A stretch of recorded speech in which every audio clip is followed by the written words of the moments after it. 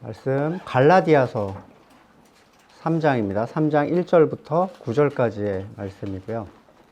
제가 봉독하겠습니다. 어리석은 갈라디아 사람들이여, 예수 그리스도께서 십자가에 못 박히신 모습이 여러분의 눈앞에 선한데 누가 여러분을 홀렸습니까? 나는 여러분에게서 이 한 가지만을 알고 싶습니다. 여러분은 율법을 행하는 행위로 성령을 받았습니까? 그렇지 않으면 믿음의 소식을 들어서 성령을 받았습니까? 여러분은 이렇게도 어리석습니까? 성령으로 시작하였다가 이제 와서는 육체로 끝마치려고 합니까? 여러분의 그 많은 체험은 다 허사가 되었다는 말입니까? 참말로 허사였습니까? 하나님께서 여러분에게 성령을 주시고 여러분 가운데서 기적을 행하시는 것은 여러분이 율법을 행하기 때문입니까? 아니면 믿음의 소식을 듣기 때문입니까? 그렇지 않으면 여러분이 복음을 듣고 믿어서 그렇게 하신 것입니까? 그것은 아브라함이 하나님을 믿으니 하나님께서 그것을 의로운 일로 여겨주셨다는 것과 같습니다. 그러므로 믿음에서 난 사람들이야말로 아브라함의 자손임을 여러분은 아십시오. 또 하나님께서 이방 사람을 믿음에 근거하여 의롭다고 여겨주신다는 것을 성경은 미리 알고서 아브라함에게 모든 민족이 너로 말미암아 복을 받을 것이다 하는 기쁜 소식을 미리 전하였습니다. 그러므로 믿음에서 난 사람들은 믿음을 가진 아브라함과 함께 복을 받습니다. 아멘. 갈라디아 사람들, 구체적으로는 갈라디아 이 성도들에게 어리석다라는 표현을 쓰고 있는데, 어리석은 사람은 지금 본문에서는 어떤 사람이냐면, 예를 들어 불에 데인 적이 있는데 또 뜨거운 것을 조심하지 않고 데이는 사람, 물에 빠져 죽을 뻔했다가도 또 조심성 없이 물에 들어가거나, 보증을 섰다 망했다가 또 보증 서는 사람들 있죠. 네. 자신이 그 불행한 결과를 충분히 알고 이미 체험도 해봤는데 또 그걸 선택하는 사람들. 잠언 26장 11절에 개가 토한 것을 다시 먹는 것처럼 미련한 사람은 그 미련한 걸 반복한다라고 얘기를 합니다. 그들이 아직 거듭나지 않았더라면 그러한 율법적 행위를 자기의 삶에 채운다는 것에 대해서 어리석다라고 얘기를 할 수가 없어요. 율법으로부터 벗어나는 것은 옛사람이 죽은 성도가 아니면 누구도 할 수 없는 일이기 때문이에요. 그러니까 참된 성도가 아니라면 내가 해야만 한다라고 생각할 수 있고, 나에게도 선한 영역이 있고 하나님께서 쓰실 만한 부분이 있다라고 생각할 수 있습니다. 그건 어리석은 게 아니라 그들의 그 옛사람의 진실한 고백이에요. 그들은 그런 고백까지밖에 할 수가 없는 거죠. 우리도 다 그러했습니다. 갈라디아 성도들에게 바울은 혹시 그리스도께서 십자가에 못 박히신 것을 들어본 적이 없냐? 이렇게 얘기를 하지 않고, 예수 그리스도께서 십자가에 못 박히신 것이 너희 눈앞에 밝히 보이거늘, 성도라면 누구라도 예외 없이 그리스도의 십자가를 영적으로 체험한 사람들이에요. 십자가 사건을 육의 눈으로 본 사람들은 오히려 알지 못했죠. 그분의 십자가의 죽음 그 밑에서 봤던 사람들이 그 영적 죽음을 깨닫지 못했어요. 하지만 영적 체험을 가지고 있는 사람들은 결코 헷갈리거나 의심할 여지 없는 강력한 기억이고, 또한 그분과 함께 십자가에 죽은 자기의 체험적 죽음이기도 해요. 거듭난 사람에게 이러한 체험이 없을 수가 있는가? 그러니까 거듭난 사람이, 지금 바울이 너희 눈앞에 보이거늘 이 얘기에 대해서 저게 뭔 소리지? 라고 생각할 수 있을까? 폴 워셔라는 목사님은 거듭남에 대한 충격, 이 반응에 대해서 이런 비유를 쓴 적이 있습니다. 한 사람이 약속에 30분 늦게 왔어요. 왜 늦게 왔냐 그랬더니, 내가 오는 길에 차가 좀 이상해가지고 내려서 타이어를 좀 보는데 볼트가 도로 쪽으로 굴러갔다. 그래서 그걸 잡으려고 하다가 120km로 달리던 덤프 트럭에 내가 치이게 됐다. 그래가지고 좀 늦었다. 미안하다. 이게 뭘 의미하냐면, 성도의 옛 생명, 그게 하나님의 초자연적인 그리스도의 하나님의 구원의 핵심, 하나님의 모든 자신을 퍼부은 그리스도의 생명과 충돌을 했는데 살짝 늦었어라는 반응, 아무 일도 없었다는 듯이 그렇게 얘기할 수 있냐는 거죠. 나는 그런 일이 있었는지는 잘 모르겠지만 나는 거듭난 것 같긴 해요. 이런 반응들이 있잖아요. 나는 내가 원하는 걸 이루어 주셨을 때 하나님을 만난 것 같아요. 나는 기도할 때 눈물을 흘리면 그리스도를 체험한 것 같아요. 그게 30분 늦은 남자의 변명과 무슨 차이가 있냐는 거죠. 그냥 나는 하나님이라는 존재를 믿는다라는 것으로 그의 거듭남을 인정할 수가 있겠는가? 또는 그가 십자가와 관계없는 교회 출석 또는 교회 일에 헌신하는 것만으로 그를 거듭났다고 칭할 수 있겠는가? 세례의 기록, 직분, 교회 다닌 연차 아무런 의미가 없습니다. 중요한 것은 그에게 그리스도와 함께 죽은 십자가의 죽음에 대한 체험이 있냐는 거죠. 따라서 이런 체험이 없는 종교인이 율법을 따른다는 건 어떻게 보면 당연한 일이에요. 그들에게 구원은 그 방법밖에 없어 보이기 때문입니다. 율법은 육신에 속한 사람들에게 지혜 있어 보이고 그것을 지키면 뭔가 내가 의를 이룬 것 같은 느낌이 드는 거예요. 가끔 종교 행위를 하는 분들을 보면 내가 얼마나 더 많은 율법을 열심히 행했는지에 따라서 자기 자랑거리를 삼는 경우가 있습니다. 나는 새벽 기도를 다니는 사람, 나는 술, 담배를 안 하고, 나는 하루에 성경을 얼마 읽고, 기도를 얼마 하고, 금식을 얼마까지 해보고, 헌금을 얼마나 내보고, 아침마다 우리 가족은 아침 큐티를 하고, 교회에서 얼마나 만든 일에 올인을 했는가. 나를 따라올 사람은 손에 꼽는다. 이 사람들이 괜히 하는 게 아니거든요. 그게 자기에게 만족이 되기 때문에 합니다. 그것이 자기의 의를 타인의 의보다 우위에 있게 만들어줘요. 중세의 한 남자가 방탕한 삶을 살다가 회심을 했다고 해요. 제가 굉장히 기억에 남던 그 예화인데, 제가 예화는 잘 안 쓰는데 이제 오늘 한번 써봤는데 수도원에 회심을 하고 수도원에 수도사로 들어간 거예요. 근데 제한된 식사만을 제공하는 사순절 기간 동안에 식당이 있대요. 그 수도원에. 그러니까 무슨 얘기냐면 그 식당에 출입하는 사람은 하루 종일 거기서 제공하는 것만 먹는다는 표시예요. 그러니까 다른 식당은 다 제대로 새끼를 돌리겠죠. 근데 거기 가면 정말 겨우 연명할 정도의 음식을 줍니다. 근데 그 식당을 사순절 동안 사용하는 사람들이 점점 줄어들겠죠. 힘드니까. 근데 이 사람이, 그러니까 거기에 계속 출입한다는 건 그가 그 금식 같은 고난의 행위를 계속 하고 있다는 증거인 거죠. 마지막에 그 회식당에 딱 갔는데 자기만 딱 있는 거예요. 다 떨어져 나갔어. 근데 이 사람이 나만이 남았다라는 희열을 느끼는 순간 무슨 장면이 자기에게 떠올렸냐면 술집에서 남자들이 술 먹으면 끝까지 남아있는 거를 자랑으로 삼는 경우가 있잖아. 다 나가 떨어지고 나 혼자 남아있는 그때 느꼈던 희열을 동일하게 느끼는 체험을 했다는 거예요.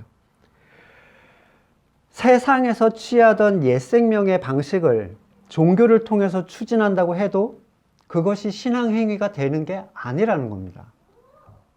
회심의 사건은 종교 행위로의 전환이 아니에요. 회심은 자신의 주권을 내려놓는 사건인데 뭐든 열심히 했던 사람은 종교 행위도 열심히 합니다. 그러니까 삶의 태도가 종교 행위로 드러나는 거죠.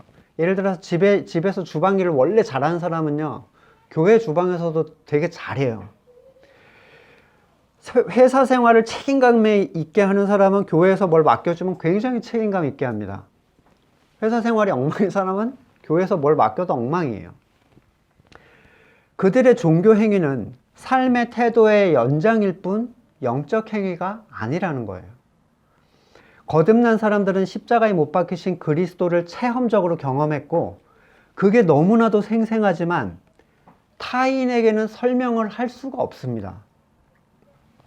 거듭남을 세상에 속한 사람들에게 설명을 하려고 하면 이해를 못 하는데 도대체 내 안에 일어난 이 변화에 대해서 아무리 설명을 해보려고 해도 이 말이 무슨 말인지 이해를 못해요.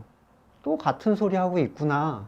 그거 당연히 우리도 알거든 이러는데 아는 게 아니거든요, 사실.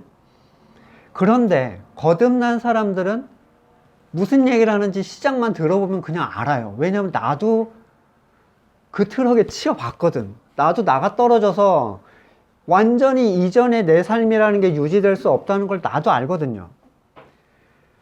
내가 겪은 십자가의 그리스도와 동일한 경험을 했다는 걸 거듭난 사람끼리는 알아요.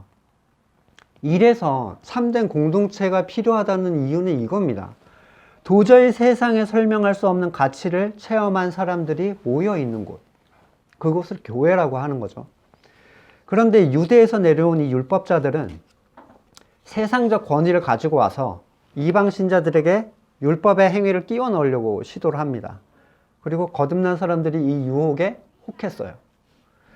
바울은 어이없게 또는 미련하게도 율법주의자들에게 흔들린 이 이방 신도들에게 뭔가를 상기시켜 주려고 하죠. 다만 이것을 물어보겠다. 이것만 확인하면 그들도 자신들의 잘못된 선택을 깨닫게 될 것이라는 확신이 바울한테는 있었어요. 자, 너희가 성령을 받은 것이 율법의 행위로냐? 듣고 믿음으로냐? 복음을 듣고 믿어서 성령이 임했는가? 아니면 어떤 행위를 통해서 성령이 임했는가? 이 질문에 대해서 거듭나지 않은 사람은 무슨 반응을 보일까요? 뭐 특별한 사건이 없는데 뭐 성령을 듣고 믿었느냐 뭐 이러면 뭐 입으로는 믿고다라고 얘기를 하겠지만 사실 무슨 얘기하는지 못 알아듣겠죠. 아니면 자기 나름의 성령에 대한 견해를 얘기할 거예요. 그래서 어떤 현상이 나타나냐면 이런 일들이 있죠. 기도를 열심히 해서 방언을 받아내려고 하는 케이스가 굉장히 많거든요. 방언을 달라고 간구해라. 그래서 방언을 받아내려고 해요. 근데 사실 죄에 대한 어떤 그 고백, 참회도 없이 이런 답을 요하는 질문이 분명하게 이 거듭난 사람들한테 다시 원래의 자리로 돌아오게 하는 어떤 힘을 가지고 있다는 거죠. 독일에서 제가 처음에 사역을 했던 한 교회 목사님하고 대화를 하다가 신학에 대한 제가 회의를 굉장히 얘기를 많이 했거든요. 공부해서 어떻게 하나님을 알 수 있냐 그런 얘기를 했더니 그 목사님이 정색을 하시면서 그 얘기를 했어요. 성령은 2, 3일 빡세게 기도하면 받을 수 있지만 학문, 신학이라는 것은 수십 년을 걸쳐서 쌓아가야 되는 거다. 그러니까 그분의 정체가 뭔지를 그거 한마디로 그냥 알겠더라고요. 정말 성령은 그런 건가요? 성령을 받고 싶으면 내 열정으로 한 2, 3일 잡고 기도원 들어가서 빡세게 하면 풀 충만되는. 근데 이제 성령의 충만을 간구해야 되는 게 성도의 삶은 필연적인 어떠한 그 의무임은 분명한데 지금 바울이 성도들에게 말하는 성령의 체험은요. 성령을 의지적으로 구해서 충만케 채워야 하는 그 성령을 얘기하는 게 아니에요. 무슨 얘기냐면 성령 충만과 성령 세례는 다르거든요. 이것도 이제 굉장히 혼란들이 많으신데 지금 바울이 말하는 성령에 믿고서 받았느냐라는 이 얘기는 주어지는 성령을 의미합니다. 이 차이는 이후에 이제 성경 공부에서 한번 제가 영상으로 한번 설명을 드리겠는데 이 성령은 첫 성령의 체험, 성령 세례를 의미해요. 마태복음 3장 11절. 나는 너희로 회개하게 하기 위하여 물로 세례를 베풀거니와 내 뒤에 오시는 이는 나보다 능력이 많으시니 나는 그의 신을 들기도 감당하지 못하겠노라. 그는 성령과 불로 너희에게 세례를 베푸실 것이요. 지금 바울이 말하는 성령은 예수님께서 베풀어 주시는 불세례를 의미해요. 그것을 성령 세례라고 이제 표현하는데 이것은 거듭난 모든 사람들에게 일어나는 일이고 물세례와는 구별이 됩니다. 저 동일한 세례가 아니에요. 그리스도의 십자가를 영적으로 체험한 사람들은 바울이 물어보는 질문에 그때 당시를 떠올릴 수밖에 없어요. 그들 중에 누구도 사람의 열심 또는 종교 행위를 통해서 성령을 받은 사람은 있을 수가 없기 때문이에요. 기억해봐라. 너희에게 어떻게 성령이 임했었는지. 근데 니네 왜 지금 이러고 있는 거야? 이 얘기를 하는 거죠. 사도행전에서 이를 뒷받침하는 본문이 나오는데 19장 1절 이하를 보시면 아볼로가 고린도에 있는 동안에 바울은 높은 지역들을 거쳐서 에베소에 이르렀다. 거기서 그는 몇몇 제자들을 만나서 여러분 믿을 때 성령을 받았습니까? 하고 물었다. 그들은 우리는 성령이 있다는 말을 들어보지도 못했습니다. 하고 대답했다. 바울이 다시 물었다. 그러면 여러분은 무슨 세례를 받았습니까? 그들이 요한의 세례를 받았습니다. 하고 대답하니 바울이 말하였다. 요한은 백성들에게 자기 뒤에 오시는 이 곧 예수를 믿으라고 하면서 회개의 세례를 주었습니다. 그러니까 이 사람들은 세례를 받았는데 뭘 안 하는 거예요, 지금. 오실 그분에 대한 믿음이라는 게 없는 상태인 거예요. 이 말을 듣고 그들은 주 예수의 이름으로 세례를 받았다. 그리고 바울이 그들에게 손을 얹으니 성령이 그들에게 내리셨다. 자, 본문에서는 성령은 참으로 믿을 때 약속하신 것을 받게 되는 참된 믿음의 증거가 된다라고 보여주죠. 바울은 분명히 몇몇 따르는 제자들에게 물어봅니다. 제자라고 하면 그리스도의 가르침을 따르는 사람들을 의미하는데 그들은 믿을 때 성령을 받았느냐는 말에 성령이 뭔가요? 이렇게 물어본 거예요.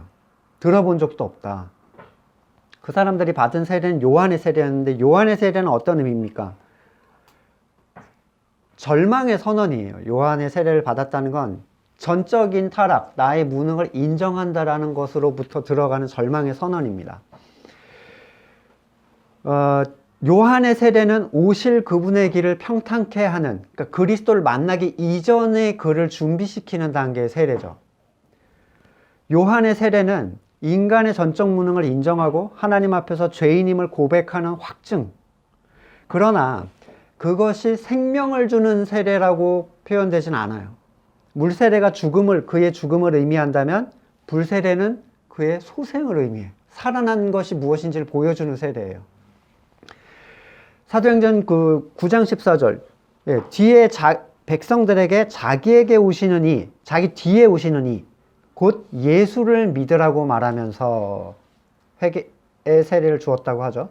쉽게 말하면 자기의 전적 무능을 고백하는 것이 끝이 아니라는 거예요.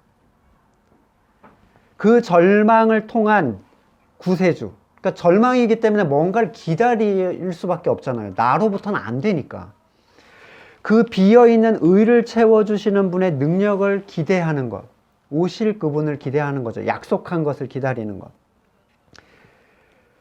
오직 그분만이 모든 것을 해결해 주신다는 것을 받아들이는 믿음, 그리고 그걸 소망하고 간구하는 믿음이 예수님께서 약속하신 성령을 받게 되는 순서가 되는 거죠. 그리스도를 만났으면 성령 세례를 받았다라는 걸 뜻해요. 그러니까 아직 성령 세례를 못 받았다는 건 아직 오실 그분이 어떤 분인지에 대한 그게 없이 절망 속에만 빠져 있는 상태예요. 진정한 물세례를 받은 사람이 십자가의 그리스도를 모를 수 있는 상황은 충분히 가능하죠. 이런 이유에서. 하지만 성령 세례를 받은 사람이 그리스도의 십자가의 죽음을 나는 들어본 적이 없다. 이럴 수는 없는 거예요. 물로 세례를 받아서 죽음에 이르고, 이거는 예식을 얘기하는 게 아닌 걸 아시겠죠? 내가 세례를 받았기 때문에 나는 이제 이런 게 아니라 그 고백, 참된 고백으로 인정하는 것. 그리고 나서, 불세례를 받아서 생명과 그 죽음을, 그리스도의 죽음을 내 것으로 체험하게 되는 거예요. 그 절망이 기쁨으로 바뀌는 것이 이제 불세례인데, 저 개인적으로는 절망에서 기쁨으로 바뀌는데 굉장히 오래 걸렸어요. 10여 년의 시간이라는 굉장히 오랜 시간이 걸렸는데, 마치 모세의 미디안 광야처럼 그냥 날려버린 것 같은 절망의 시간이죠. 점점 있으면 있을수록 나는 희망이 없어지는 나이를 먹어가면서, 그러니까 40부터 80의 그 시간, 또는 요셉의 노예 생활, 그리고 죄수 생활, 이러한 절망들, 그때까지 가는데 희망을 알지 못했죠. 그때까지는 아직. 완전 그냥 절망에 빠져 있었어요. 그리고 하나님이 그를 딱 붙잡아서 쓰시면서 다른 세계가 그들에게 펼쳐지기 시작하죠. 개인적으로 이 시기에는 각자의 차이가 있겠죠. 어떤 사람은 굉장히 짧을 수도 있고 굉장히 길 수도 있고요. 성령 세례를 받았다라는 것은 그러면 외적인 현상이 없는가? 그러니까 은사 세례를 얘기하는 게 아닙니다. 성령 세례. 그 독일의 목사님처럼 며칠 빡세게 기도하면 뭔가 뜨거운 느낌이 드는 어떤 그런 건가? 아니죠. 성령 세례는 분명한 현상이 있는데 절대 속일 수 없는 분명한 증거를 예수님께서 말씀해 주세요. 사도행전 1장 5절. 요한은 물로 세례를 주었으나 너희는 여러 날이 되지 않아서 성령으로 세례를 받을 것이다. 사도들이 한자리에 모였을 때 예수께 여쭈었다. 주님께서 이스라엘에게 나라를 되찾아 주실 때가 바로 지금입니까? 예수께서 그들에게 말씀하셨다. 때나 시기는 아버지의 권한으로 정하신 것이니 너희가 알 바가 아니다. 그러나 성령이 너희에게 내리시면 이제 증거가 나타나요. 너희는 능력을 받고 예루살렘과 온유대와 사마리아에서 그리고 마침내 땅 끝에까지 이르러 내 증인이 될 것이다예요. 되어라가 아니죠. 예, 그게 증거예요. 제자들은 주님께서 이스라엘에게 나라를 되찾아 주실 때를 말했는데 예수님께서는 때가 아니라 그 상황에 어떤 일이 일어날 것인가를 보여주세요. 너희에게 성령이 내리시면 능력을 받고 주님의 증인이 될 것이다. 성령 세례의 핵심은 능력을 받아서 병 고치고 이게 아니에요. 능력을 받아서 뭘 하는 겁니까? 증언하는 거예요. 증인의 삶을 살게 되는 게 그가 성령 세례를 받았다는 증거입니다. 성령에 대한 사람들의 이미지는 우리나라 사람들뿐만 아니라 거의 전 세계적으로 굉장히 무속적이에요. 왜냐하면 다른 영이 거기에 들어왔다라고 하니까 기존에 알던 빙의, 귀신 들림 이런 느낌을 굉장히 추구하는데 본질적인 증언의 현상보다는 은사를 굉장히 떠올리죠.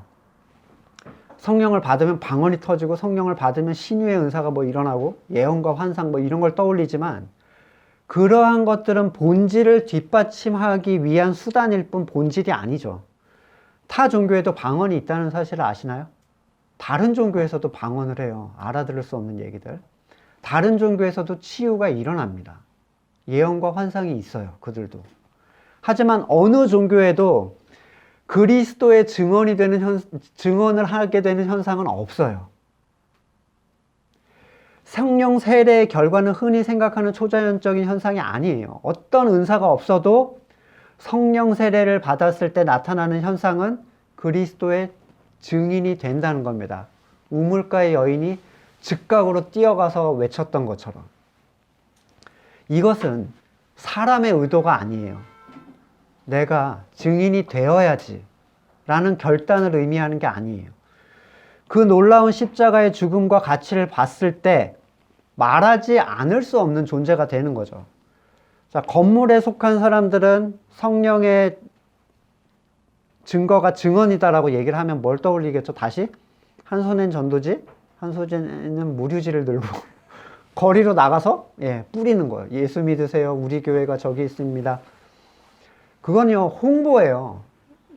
증언이 아닙니다. 그런 건 증언이 아니에요. 성령은 그 사람을 어떻게 증인이 되게 하시는가? 요한복음 14장 16절에 내가 아버지께 구하겠다. 그리하면 아버지께서는 다른 보혜사를 너희에게 보내셔서 영원히 너희와 함께 계실 것이다.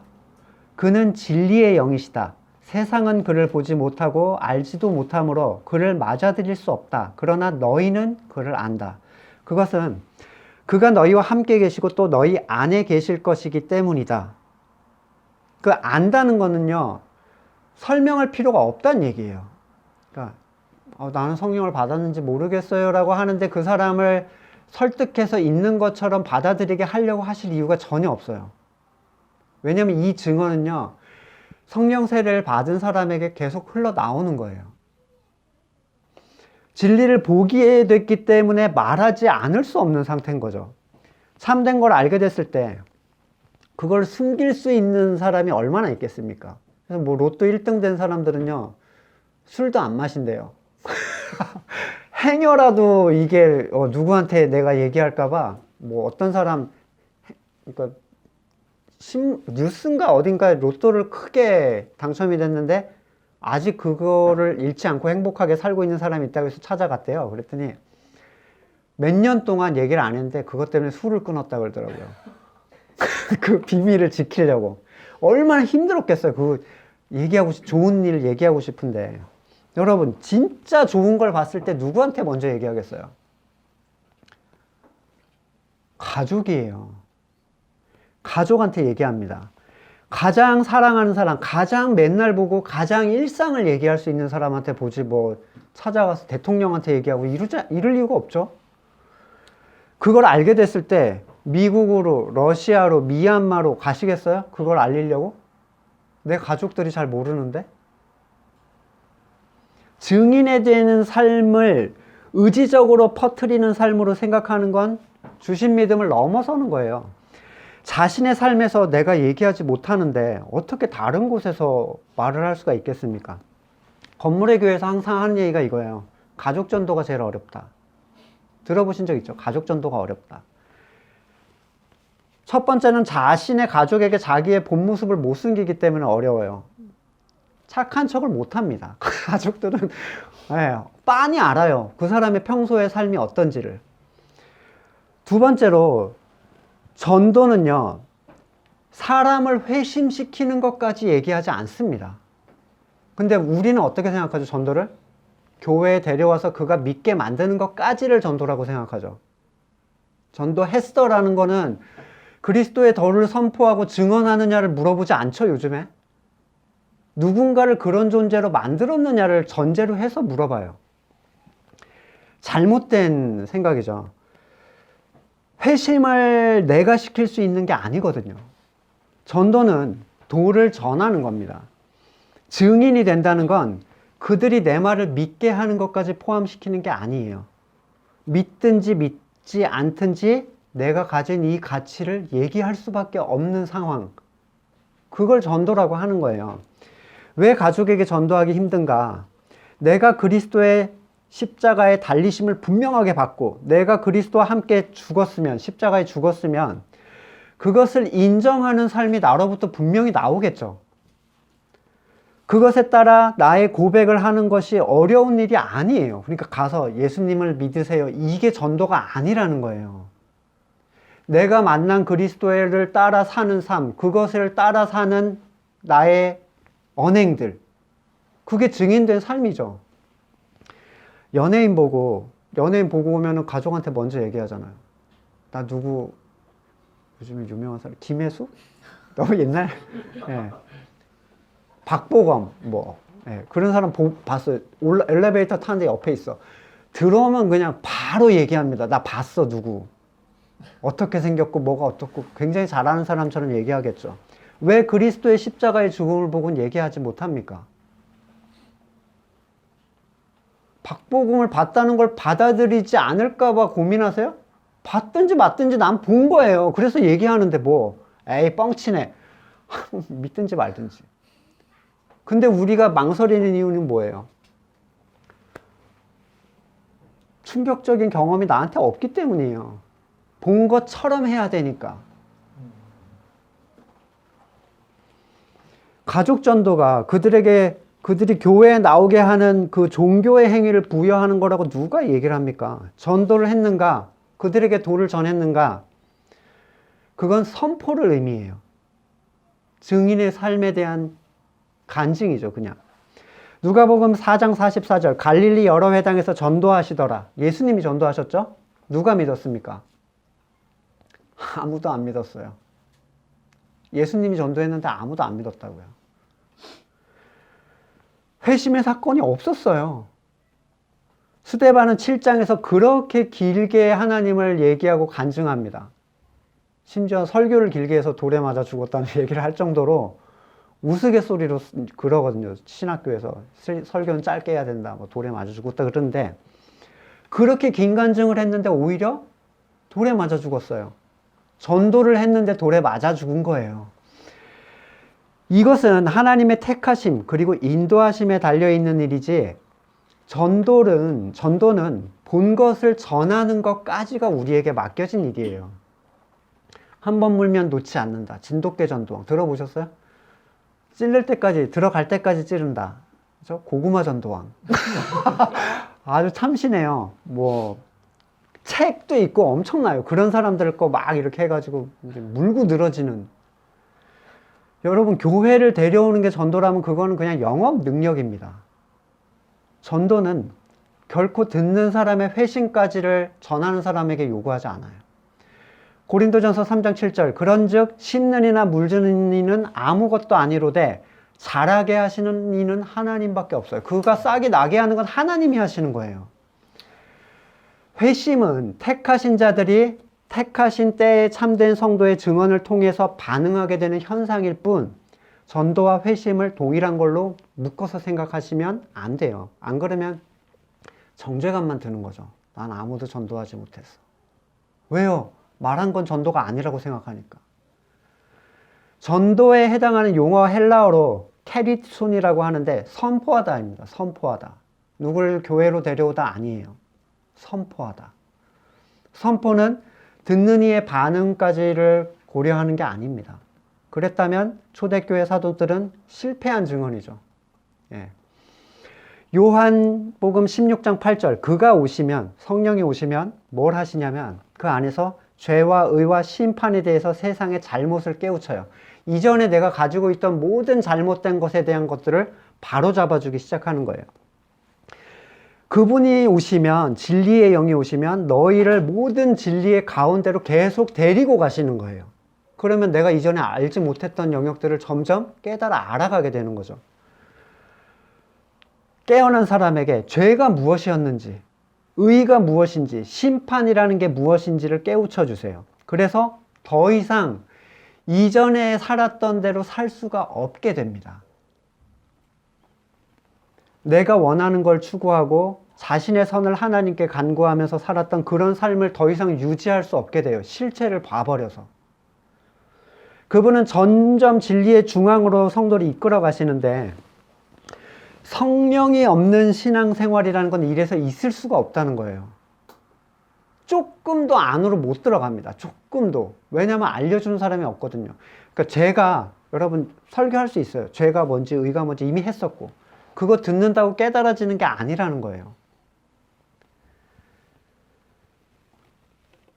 에베소서 2장 3절 전에는 우리도 다 그 가운데서 우리의 육체의 욕심을 따라 지내며 육체와 마음이 원하는 것을 하여, 그러니까 원하는 것을 하는 게 본질상 진노의 자녀라는 것을 받아들이지 못해요, 세상은.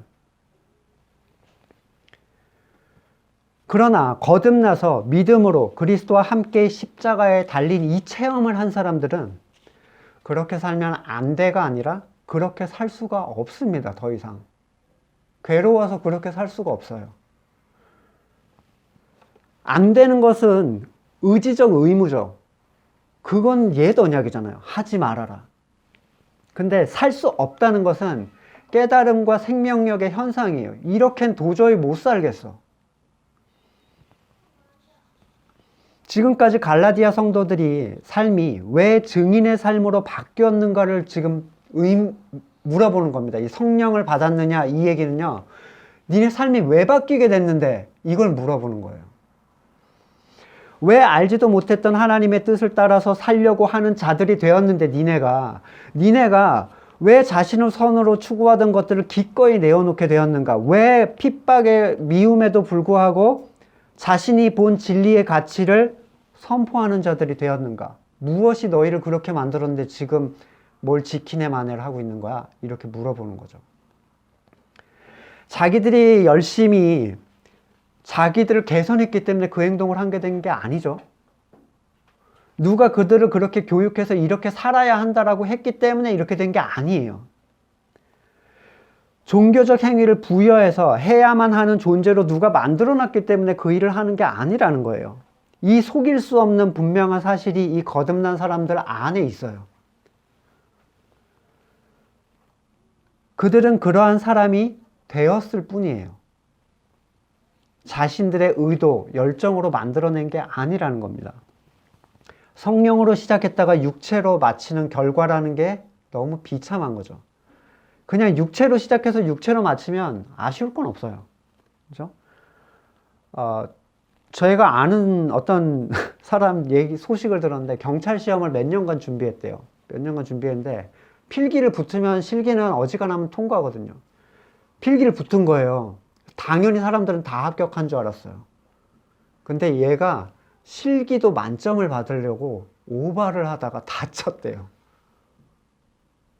떨어진 거야. 안 해도 될 일을 한 거죠. 왜 다 된 거를 그렇게 만들어 놨어? 그러니까 사족을 붙인 거예요. 사족, 뱀 다리를 그려놔 버리면 뱀이 아닌 거잖아요. 뭐 여기다 하나 좀 더 그려놓으면 어떨까? 여러분, 은혜로 받은 은혜의 삶에다가 내가 열정으로 이런 것들을 추가해 보면 어떨까라고 뱀 다리를 자꾸 그리는 거예요. 너무 안타까운 현상이죠.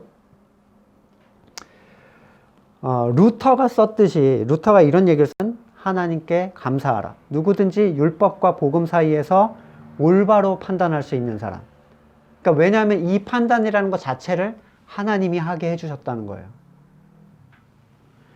그리고 자신이 진정 경건한 사람임을 알아라 라고 얘기를 합니다. 율법은 뭐라고 해요? 해라. 너한텐 그런 힘이 있어. 해.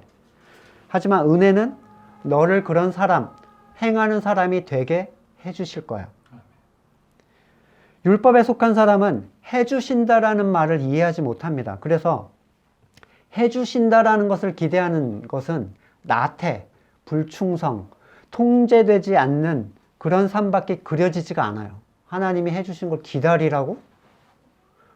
어느 세월에 그걸 기다려? 너무 비참한 얘기죠. 근데 거듭나지 않은 사람은 그렇게 얘기할 수밖에 없어요. 근데 거듭난 사람이 그렇게 얘기하는 건 육체로 끝마치는 너무 비참한 얘기를 하는 거예요.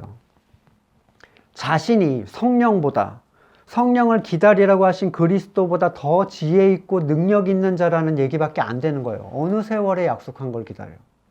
자기가 하겠다는 거잖아요. 갈라디아 성도들은 성령에 의한 증언의 삶으로 고난을 당했던 사람들이죠. 많은 이방인과 유대인들로부터 박해당했고 지배국이었던 로마로부터 목숨들을 잃어갔어요. 근데 갑자기 의를 위하여 이미 폐기된 율법을 나한테 첨가시키는 거예요. 이 사람들이. 그럼 그 고난들은 다 쓸데없는 것이 돼버린다는 거죠. 얼마나 헛됩니까? 5절에서 분명하게 모든 주권과 행함이 하나님께 있음을 보게 돼요. 너희에게 성령을 주시고 너희 가운데서 능력을 행하시는 이의 일. 주고 행하시는 것이 다 하나님의 일이죠. 약속하신 분이 너무 답답해. 안 줘서 안 되겠어. 내가 해야 되겠어. 성령이 느려 터져서 못 하겠어. 이 일을 너무 똑바로 빡빡 안 하셔. 그러니까 막 프로그램 짜고 막 뭔가 펌핑해가지고 그럴싸한 걸 만들어내. 이건 사람의 일이에요. 그리고 사람의 일은 성경에서 사탄에 속한 일이라고 얘기를 합니다. 빌립보서 2장 13절 똑같죠. 너희 안에서 행하시는 이는 하나님이시니 자기의 기쁘신 뜻을 위하여 너희에게 소원을 두고 행하게 하시나니. 하나님은 자신의 뜻에 따라서 택하신 자를 흑암에서 깨우셔서 성령을 그에게 주시고 하나님의 뜻을 기꺼이 행할 소망과 능력까지 주시는 분이에요. 그게 내가 한 거다라는 증거가 되는 거죠. 여러분이 참된 성도시라면 억지로 또는 자신의 선에 의하여 자발적으로 하는 것도 같이 포함이 되는 거예요. 그런 것들은 있어서는 안 돼요. 계속 제거해 나가야 되는 영역이죠. 그러면 어느 세월에 하겠냐? 아까도 말씀드렸듯이 체험이 없는 사람들에게 내 선이 멈춘다는 건 절망이에요. 이걸 안 해버리면 내 삶엔 아무것도 안 일어날 건데. 그리고 실제로 멈추면 아무것도 안 일어납니다. 그 사람들한테는. 멈춰봤는데 아무것도 안 되잖아. 그러니까 다시 시작해요. 복음의 진리 안에서 안으로 가까이 가면 갈수록 그들이 깨닫게 되면 깨닫게 될수록 그들의 마음에 뭐가 생기냐면요. 소망이 생겨요. 하나님이 이끌어 주셔서 하는 일에 대한. 그러니까 그건 체험을 해본 사람만 알 수 있는 거예요. 제가 무슨 말로도 설명을 드릴 수가 없어요. 그리고 그렇게 나온 행동에는 반드시 생명의 현상이라는 게 나타나요. 다른 질문이 나올 수 있겠죠. 하고 싶은 생각이 들 때까지 그만 아무것도 안 하면 되냐? 네. 뭐를 한다는 의미가 뭡니까? 성가대하고 구역장하고 교사하고 이런 거 안 하면 되냐? 결국 그 틀 안에 벗어나는 걸 생각을 못 하죠, 이분들은. 왜 거듭난 사람이 아무것도 안 할 거라고 생각합니까? 거듭난 사람에게는 뭐가 있냐면요. 세상에 속한 사람들이 느낄 수 없는 영적인 허기라는 게 있어요. 이걸 안 먹으면요. 그 배고픔과 갈증에 의해서 견디기 힘든 상태가 자기에게 나타납니다. 그럼 부랴부랴 말씀 앞에 가서 먹는 거예요. 너무 허겁지겁 먹는 거죠. 이제 훈련이 안 된 사람들은 허기가 배 등가죽에 붙어야만 뭘 하는데, 장성한 사람들은 때 되면 자기가 챙겨 먹는 거죠, 이제.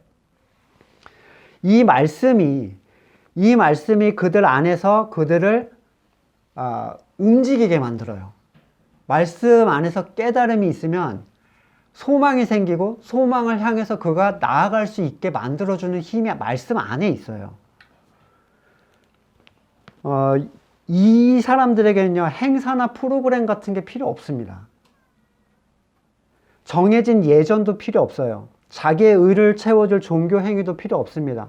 말씀이 그걸 행하게 만들어줘요.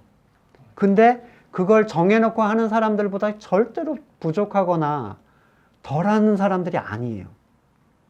그들에게는 함께 하나님을 나눌 수 있고, 그리스도의 몸된 말씀으로 떡을 떼고 돌려받을 수 있는 교회라는 공동체가 있습니다. 그 안에는 온전히 그리스도의 의만을 향하는, 그리고 그 머리의 뜻에 따라서 기꺼이 움직이기를 원하는 다양한 지체들이 있어요. 그들이 하는 하나님의 일은 세상에 속한 사람들은 평가할 수도 알아볼 수도 없는 종류의 일이에요. 너네 무슨 행사했어? 너네 예배 몇 번 드려? 이런 걸로 평가되는 게 아니에요. 이 능력의 일들이 자신에게 일어난 것을 본 성도들에게 다시 물어보는 겁니다. 그것이 율법의 행위에서 나왔냐? 듣고 믿음에서 나온 거냐? 창세기 15장 6절에 아브라함이 여호와를 믿으니 여호와께서 이를 그의 의로 여기셨다.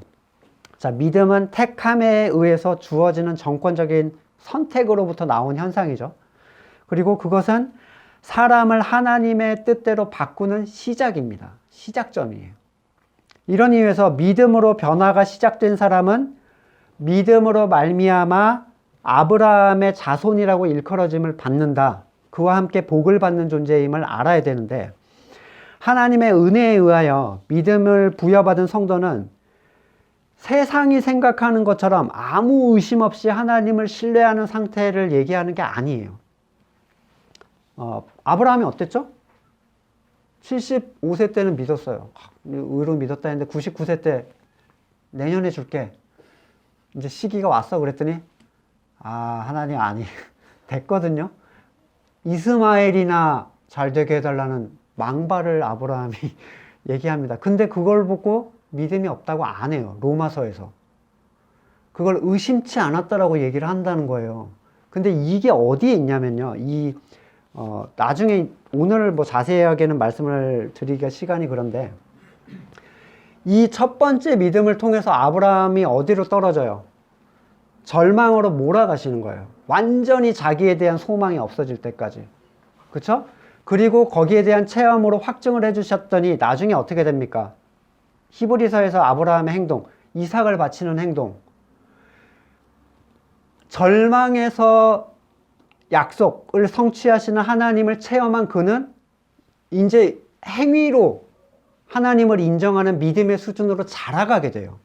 그 얘기가 뭐냐면, 복음에는 하나님의 의가 나타나서 믿음으로 믿음에 이르게 한다라는 그 얘기예요. 처음 주어진 믿음은 하나님이 그에게 넣어주신 믿음이죠. 마치 거듭난 사람이 처음에 세상을 다르게 본. 근데 그 사람들이 정말 잘 하나님 뜻대로 하는 게 아니라 넘어지고 다치고 하면서 발견하는 거예요. 하나님을 계속. 그리고 성장해 가는 거죠. 그래서 어디까지 이릅니까? 구원에 이르는 행하는 믿음까지 자라가는 거예요. 야고보서 2장 22절. 네가 보거니와 믿음이 그의 행함과 함께 일하고 행함으로 믿음이 온전하게 되었다. 처음 믿음은 온전하지 못한 믿음이었죠. 주어진 갓 태어난 믿음. 근데 자라가는 거예요. 계속. 또 하나님이 이방을 믿음으로 말미암아 의로 정하실 것을 3장 8절 성경이 미리 알고 먼저 아브라함에게 복음을 전하되 모든 이방인이 너로 말미암아 복을 받으리라 하였느니라. 복음이라는 게 뭐죠? 복음이라는 게 너로 말미암아 너의 혈통이 아닌 존재들까지 복을 받게 하는데 그거는 내가 할 거야. 한번 봐라. 이거예요. 하나님이 하신다는 거예요. 결국 아브라함이 가졌던 믿음을 통해서 옛 언약의 범주에 들지 못했던 우리에게도 의에 이르는 이 은혜를 주신다. 이게 갈라디아 성도들과 우리 한국 사람이 공유할 수 있는 얘기인 거죠, 사실은. 그러므로 믿음으로 말미암는 자는 믿음이 있는 아브라함과 함께 복을 받게 된다. 이 부여받은 믿음, 뭘로 시작되느냐, 너네 그 증언의 삶이. 믿음으로 성령을 받게 된다는 사실, 이것은 이방인인 우리에게는 결코 주일 성수나 11조 같은 율법을 섞어침으로 날림으로 뭔가를 할 수 있는 종류의 것이 절대로 아니에요. 엄청난 가치야. 이것을 위해서 세상을 창조하시고 그 독생자를 피 흘려 주셨어요. 여러분에게 누가 무엇을 해야만 죄가 되지 않는다. 뭘 하지 않으면 죄가 된다. 이런 얘기를 하는 사람은 도대체 누굽니까? 그 사람 자신은 유대인인가요? 그는 율법에 속한 혈통입니까? 육적 혈통? 누가 믿음의 의로 얻은 이 놀라운 가치에 불순물, 더러운 불순물을 섞어 넣으려고 하느냐는 거예요. 도대체 누가? 참 한국 사람들한테 적용이 되는 얘기니까. 정말 거듭난 한국 사람들한테. 그죠? 우리는 이방인이니까요. 누가 성령으로 시작된 일에 사람의 일을 끼워 넣으려고 합니까? 여러분이 그 은혜를 참으로 누리셨던 분이시라면 어떻게 성령으로 시작해서 육체로 마치는 결과를 추구할 수가 있겠어요? 주신 믿음의 가치에 합한 성장을 이루어갈 수 있는 우리가 되기를 소망합니다. 말씀을 놓고 함께 같이 기도하겠습니다.